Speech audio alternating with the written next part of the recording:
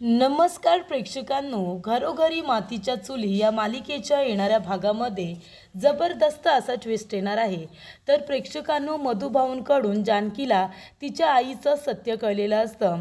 तर इथे जानकीच्या आईच्या मृत्यूचं मागचं नक्की कारण काय हे सुद्धा मधुभाऊंनी जानकीला सांगितलेलं असतं। तेव्हा तिला खूप मोठा धक्का बसतो आणि त्याचबरोबर प्रेक्षकांनो, इकडे अजून एक गोष्ट इथे जानकीला कळलेली असते की जानकीच्या आईच्या मृत्यूच्या मागे इथे खूप मोठा हात ज्या व्यक्तीचा आहे तो आहे सयाजी विखे पाटील। हे नावसुद्धा तिला आता कळलेलं असतं। त्याचबरोबर इथे ऐश्वर्या जानकीला नानासाहेबांच्या इथे आता केसमध्ये फसवण्याचा प्रयत्न करत असते। तर नानासाहेबांच्या मृत्यूच्या मागे जानकीचा खूप मोठा हात आहे, तिनेच नानासाहेबांना मारलेला आहे असं ऐश्वर्या जे काही पोलिसांना सांगण्याचा प्रयत्न करत असते आणि आजूबाजूला ही बातमी पसरवण्याचा प्रयत्न करत असते। त्या केसमधून इथे आता सायली आणि अर्जुन जानकीला बरोबर बाहेर काढतात आणि इथे जानकीला खोट्या केसमध्ये फसवणाऱ्या ऐश्वर्याला आता ऋषिकेश चांगला धडा शिकवतो आणि तिचीच रवानगी जेलमध्ये करतो। तर इथे प्रेक्षकांनो, खूप मोठ्या सत्याचा उलगडा आजच्या भागामध्ये होणार आहे। तर या गोष्टी कशा घडत जातात सविस्तरपणे आपण बघूया। तर इथे प्रेक्षकांनो, आता नानासाहेब हे कुठेतरी गायब झालेले असतात। नानासाहेब कुठे गेले म्हणून जानकी, ऋषिकेश, सौमित्र सगळेजण रात्रभर नानासाहेबांना शोधत असतात, पण नानासाहेबांचा कुठेही पत्ता लागत नाही। पोलिसांमध्ये कंप्लेंट केल्यानंतर पोलीससुद्धा शोध घेत असतात। तेव्हा इकडे नदीच्या किनारी एक डेड बॉडी सापडलेली असते आणि ती डेड बॉडी आता नेमकी कुणाची आहे या तपासासाठी सौमित्र, जानकी आणि इथे ऋषिकेश यांना बोलावलेलं असतं। तेव्हा इकडे आता ऋषिकेश, जानकी जेव्हा ती डेड बॉडी बघतात तेव्हा त्या डेड बॉडीचा चेहरा पूर्णपणे पट्टीने बांधण्यात आलेला असतो, कारण त्याच्यावरती खूप जास्त वार झालेले असतात। वार झाल्यामुळे तो चेहरा ओळखीतसुद्धा येत नसतो, चेहरा ओळखला जात नसतो।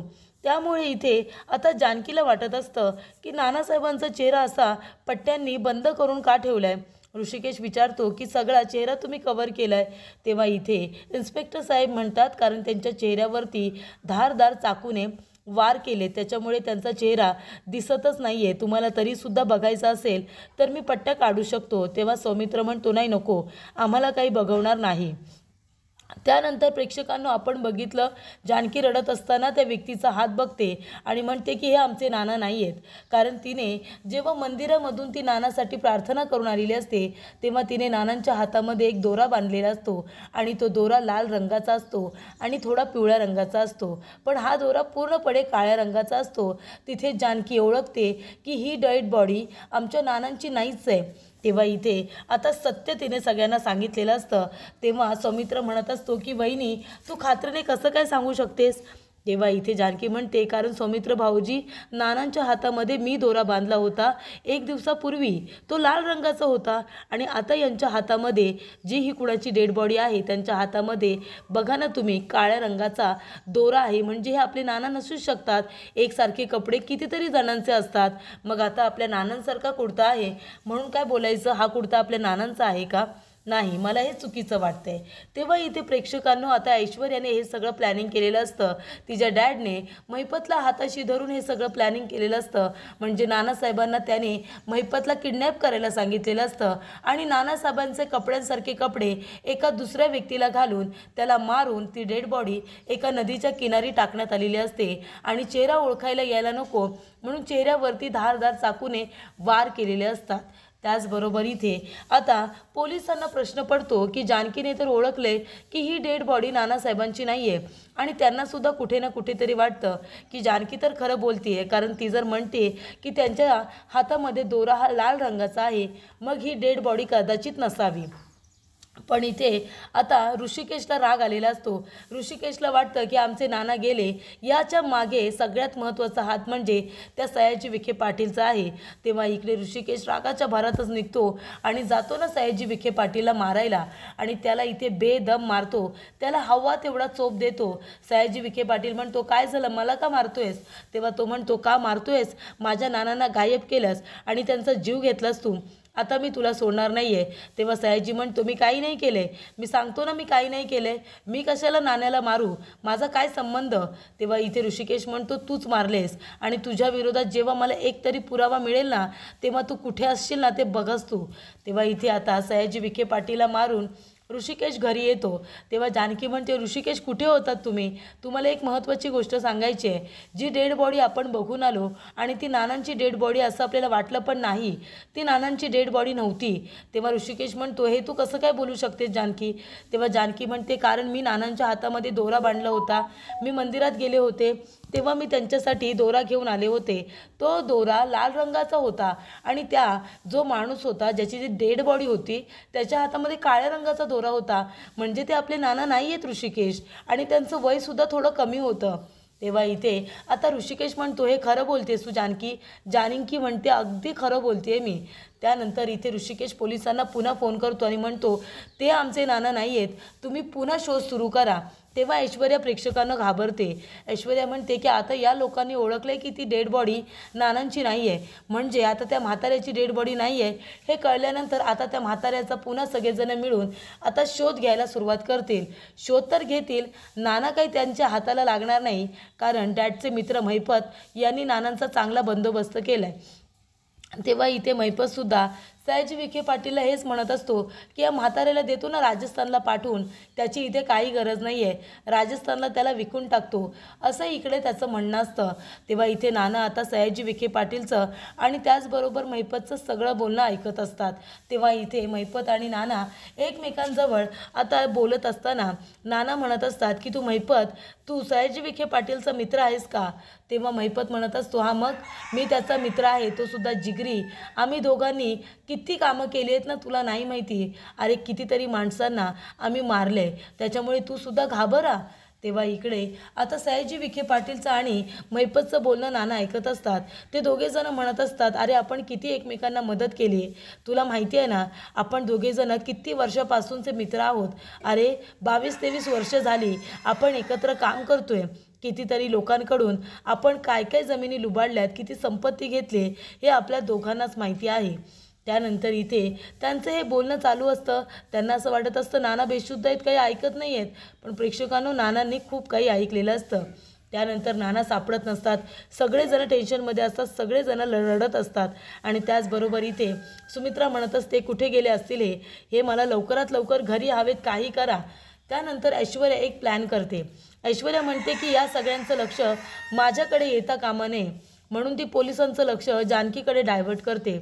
ऐश्वर्या पोलिसांना फोन करते आणि म्हणत असते की इन्स्पेक्टर साहेब, एक महत्त्वाची माहिती द्यायची आहे म्हणून मी तुम्हाला फोन केला आहे. तुम्ही इथे नानासाहेबांना सगळीकडे शोधताय, नानासाहेबांची डेड बॉडी सापडली. ती जानकी म्हणाली की ही डेड बॉडी नानांची नाही आहे. तुम्ही विश्वाससुद्धा ठेवलात आणि पुन्हा शोध सुरू केलात. अहो पण एक गोष्ट तुम्हाला कळते का, नानासाहेबांना नेमकं गायब केलं कोणी, नानासाहेबांना मारण्याचा प्रयत्न केला कोणी, या व्यक्तीला तुम्ही आधी शोधा ना, मग ती सगळं सत्य सांगेल. तेव्हा इन्स्पेक्टर म्हणतात, कोण आहात तुम्ही आणि तुम्ही कुणाबद्दल बोलताय. तेव्हा इकडे ऐश्वर्या म्हणत असते, मी बोलते त्या जानकीबद्दल. अहो त्या जानकीचा रेकॉर्ड बघा तुम्ही. नानांना तिने धक्का दिला, नानांना जिन्यावरून तिने खाली पाडलं, का तर संपत्ती हडपता यावी म्हणून. नानांच्या मृत्यूच्या मागे तिचाच खूप मोठा हात आहे. तेव्हा मी तर म्हणते, तुम्हाला माझ्या बोलण्यावरती विश्वास नसेल ना, अख्ख्या गावाला जाऊन विचारा, नानांना जिन्यावरून ढकलणारी व्यक्ती कोण होती. जानकी होती. बरं एवढं करून ती थांबली नाही, त्यांचा जीव घेण्यासाठी तिने त्यांच्या रूममध्ये नाग पाठवला होता, नाग. तेव्हा तुम्हाला माहिती नाही आहे ही जानकी जे नाटक करते ना, कुठे आहेत आमचे नाना, लवकर शोधा त्यांना. अहो त्या जानकीनेच हे सगळं केलं आहे, कारण नाना लवकर बरे व्हायला नको ना. त्यांनी बरं झाल्यानंतर कुणाला सांगायला नको की जिन्यावरून जानकीनेच त्यांना ढकललं होतं, म्हणून ती पुन्हा पुन्हा नानांना मारण्याचा प्रयत्न करत होती. शेवटीला आम्ही तिला घरातून हकलूनसुद्धा दिलं होतं, पण तरीसुद्धा ती स्वस्थ बसली नाही. ती पुन्हा या घरामध्ये आली आणि आल्या आल्या तिने नानांना गायब केलं. तेव्हा इथे आता ऐश्वर्याने खोटी बातमी दिलेली असते पोलिसांना आणि ती म्हणते की तुम्ही आत्ताच्या आता जानकीला अरेस्ट करा, तिने ते सगळं कारस्थान केले. तेव्हा इथे आता इन्स्पेक्टर साहेब म्हणतात, कोण आहात कोण तुम्ही, मग तुम्ही हे सगळं पोलीस स्टेशनला येऊन का नाही सांगत. तेव्हा ऐश्वर्या म्हणते, अहो आता जर माझं नाव तिला कळलं तर ती म्हणेल ना की मी जे काही बोलते ते सगळं खोटं आहे. तुम्हाला जर माझं बोलणं खोटं वाटत असेल ना, तर मी तुम्हाला त्या नागवाल्याचा नंबर देते. तुम्ही त्याच्याशी सुद्धा बोलून घ्या आणि गावकऱ्यांना सुद्धा विचारा की त्या जानकीने काय काय केलंय ते नानांना मारण्यासाठी. तेव्हा इथे आता इन्स्पेक्टर साहेब म्हणतात की जानकीनेच ओळखलं की ही डेड बॉडी नानांची नाही आहे. याचा अर्थ ती नानांना व्यवस्थित ओळखते. मग ती का करेल ना असं. पण तरीसुद्धा पोलीस इथे आपला तपास सुरू करतात आणि इथे नानांनासुद्धा शोधत असतात.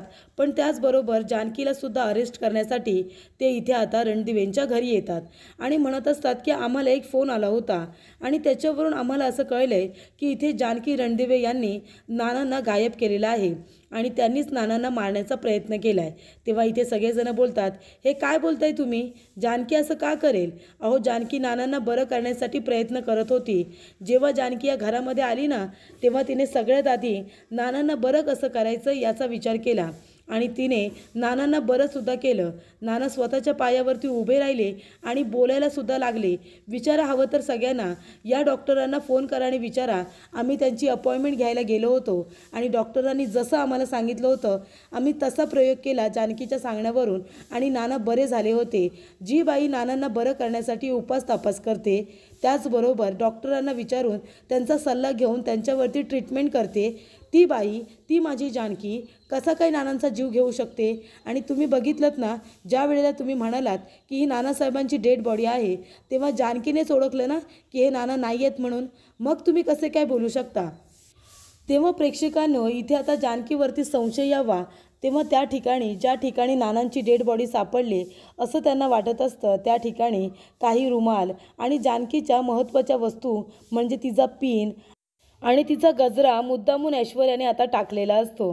तेव्हा इथे आता शोधासाठी पुन्हा तिथे गेल्यानंतर तो रुमाल आणि त्याचबरोबर गजरा पोलिसांना सापडलेला असतो. तेव्हा ते पुरावा म्हणून ते दाखवायला आणतात आणि म्हणतात की हा गजरा आणि हा पिन कुणाचा आहे? तेव्हा जानकी म्हणते, हा गजरा आता मी घालते म्हणून तुम्ही मला इथे दाखवायला आणलात का? अहो, असा गजरा कितीतरी मुली घालतात, कितीतरी बायका घालतात आणि कुणीतरी मला फसवण्यासाठी तिथे आणून टाकलं असेल तर? तेव्हा जानकी म्हणते, मला माहिती आहे इन्स्पेक्टर, तुम्हाला कुणी फोन केला होता आणि तुमच्या मनामध्ये संशयाचं बीज हे कुणी पेरलं आहे ना ते सुद्धा मला माहिती आहे. एक गोष्ट मला सांगा, मी जर नानांना गायब केलं असतं, मी जर नानांना मारण्याचा प्रयत्न केला असता तर मी इथे असते का? नानांना गायब करण्यापासून ते त्यांना मारेपर्यंत मी कुठेतरी बाहेर असते ना. पण मी थोड्या वेळासाठीच बाहेर गेले होते, तुम्हाला कळते का? आणि ते सुद्धा मी माझ्या कामासाठी गेले होते. तेव्हा इन्स्पेक्टर साहेब म्हणतात, कुठे गेला होतात तुम्ही? तेव्हा इथे जानकी आता सांगत नसते, पण ऋषिकेश म्हणतो की इथे जानकीचे वडील म्हणजे अनाथ आश्रममध्ये ज्या मधुभाऊने जानकीला लहानाचं मोठं केलं, त्या मधुभाऊंच्या जीवाला धोका आहे म्हणून त्यांना एका सेफ ठिकाणी ठेवण्याचा आम्ही प्रयत्न केला आणि आम्ही त्या ठिकाणी गेलो होतो आणि तोपर्यंत इथे नाना गायब झाले होते. उलट आईनेच आम्हाला फोन केला होता बोलवायला की नाना बोलवत आहेत, लवकर घरी या, विचारा आईला. तेव्हा इथे आता पुरावे सगळे इथे अगदी जानकीच्याच बाजूने असतात. म्हणजे जानकी ज्या वेळेला मधुभाऊंना एका ठिकाणी ठेवायला गेलेले असते सेफली आणि तेव्हाच नानांना गायब केलेलं असतं आणि त्यावेळेलाच सुमित्राने जानकी आणि ऋषिकेशला फोन केलेला असतो की नाना बोलवत आहेत, घरी या. त्यामुळे जानकी आणि ऋषिकेश दोघे जण बरोबर असतात. मग तेव्हा जानकी नानांना गायब कसं काय करेल? आणि तेव्हापासून जानकी ऋषिकेश घरीच आहेत हे पुरावे आता मिळालेले असतात. सुमित्रा म्हणते, नाही, जानकी आणि ऋषिकेश दोघे जण सोबत होते ज्या वेळेला मी त्यांना फोन केला होता आणि त्यानंतर नाना गायब झालेत आणि इथे जानकीचा या सगळ्यामध्ये काही हात नाही आहे. उलट ती त्यांना बरं करण्यासाठी जीवाचे रान करत होती, हे मी माझ्या डोळ्याने बघितलं आहे. आधी माझ्याकडून चूक झाली, मी तिच्यावरती अविश्वास ठेवला आहे, आता नाही. तेव्हा जानकी म्हणते, इन्स्पेक्टर, आणि तुम्ही मला थोडा वेळ द्या. तुम्हाला जर वाटलं की मीच नानांना गायब केलं आणि त्यांना मारले तर तुम्ही मला जरूर अरेस्ट करा, पण तोपर्यंत मला अरेस्ट करू नका जोपर्यंत तुमच्या हाती ठोस पुरावा येत नाही की मीच नानांना गायब केलेला आहे. नानांना त्यापेक्षा शोधा आणि त्यांना शोधल्यानंतर विचारा की तुम्हाला कुणी गायब केलं होतं आणि तुम्ही काळजी करू नका, मी कुठेही जात नाही आहे, मी इथेच आहे. तेव्हा इथे आता जानकी म्हणत असते, ज्यांनी तुम्हाला फोन करून सांगितलं आहे ना त्यांना शोधा आणि माझ्यासमोर आणून उभं करा. तुम्हाला कुणीही फोन करेल आणि काहीही सांगेल म्हणून तुम्ही त्याच्यावरती विश्वास ठेवाल का? हा कुठला रुमाल? अहो, असे गजरे कितीतरी मुली बायका घालतात, त्या गजऱ्यांवरून तुम्ही मला अरेस्ट करणार आहात? वडिलांसारखे नाना आहेत माझे आणि मी त्यांना मारेन असा विचार माझ्या मनात काय माझ्या आजूबाजूला सुद्धा फिरकणार नाही, कळलं का तुम्हाला?